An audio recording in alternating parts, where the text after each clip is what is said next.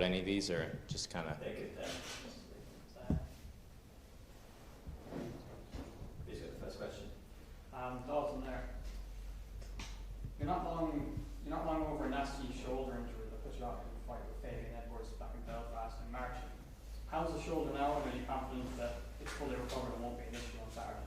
Yes, it's completely fully recovered. I didn't even start training again until it was fully recovered. It's injuries are something I don't take lightly. I take them really seriously. So if it was severe, which it was, I need to take the time to recover first before I can start training. Okay. And you've been sparring with Johnny Evelyn over the past few weeks, right? And what was that like? And how much do you think that experience will help your development as a fighter? You've been watching a lot of interviews, huh? A couple. Yeah. Yeah, we've been training together a lot. The last 3 or 4 weeks, we've been sparring 2-3 times per week. And I think it's helped me a lot. You know, Johnny's a great fighter. He's a great teammate, great training partner. And, you know, I couldn't ask to be at a better gym and have better teammates and coaches. Right, and just to ask you about the fight, your opponent's got a bit of an unusual style that other fighters in the past have found difficult to deal with. How do you plan to deal with his style, and how do you see the fight on? I see me finishing him, whether it's knockout, submission, wherever the fight ends up. I feel comfortable beating him everywhere. As for his style, yeah, it's a little awkward. It's different. You don't see it a lot in MMA, but that karate style, point fighting style, if you've been around, not necessarily mixed martial arts, but it's not very uncommon. It's just uncommon in MMA. Right, thank you. Yep. So we were talking about the awkward style just now. So how do you have people in the gym that sort of mimic that style into MMA that you practice with, or how do you train for that? Yeah, we did it first, and then I traveled back to Pittsburgh, Pennsylvania, where I actually fought a kid as an amateur with the same exact style, which I believe was a little bit better than my opponent today. So we did that. I had guys splitting rounds on me back there as well, just for a little extra cardio push. And then at the gym, one of my friends and training partners, Monty, was mimicking the style for me.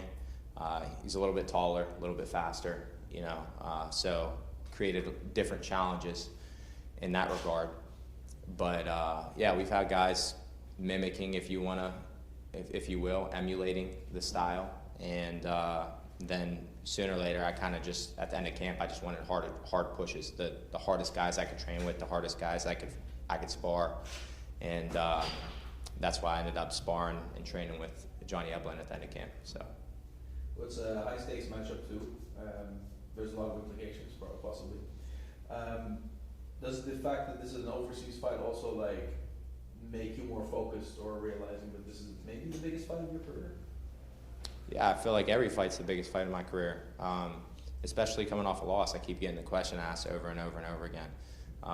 People are asking me about my mentality, my mind state, everything following that, and I don't think it affected me at all. You know, I feel like I'm still mentally strong. My confidence hasn't wavered at all, and I'm past that now. So now I'm just focused on Norbert Noveni, and Saturday I look forward to going out and getting a win. Not everyone is as well dressed today as you. Is there any significance to the suit looking good on fight week? Look good, feel good, fight good. That's all I gotta say. Thanks. Dalton, first time in action quite a while now, obviously. So how does that affect you mentally when it comes to preparing for a fight and getting ready to step in the cage? I do prefer to stay more active. I was trying to get fights at the end of last year. Things didn't line up. Got injured earlier this year, else I would have been in there in March. However, I still get to train every single day. Despite the injury, I was out for a little bit because of that. But training twice a day at the best gym in the entire world, and with some of the best training partners, best coaches. So regardless of whether I'm in there or not, I'm getting better. Okay, and both of you guys are, you know, really making big names for yourselves, and in this middleweight division, where do you see either of you going with a win? I'm not focused on that right now. I just focus on Norbert Noveni. So I want to go out there and get the job done on Saturday, and then we can talk about that after.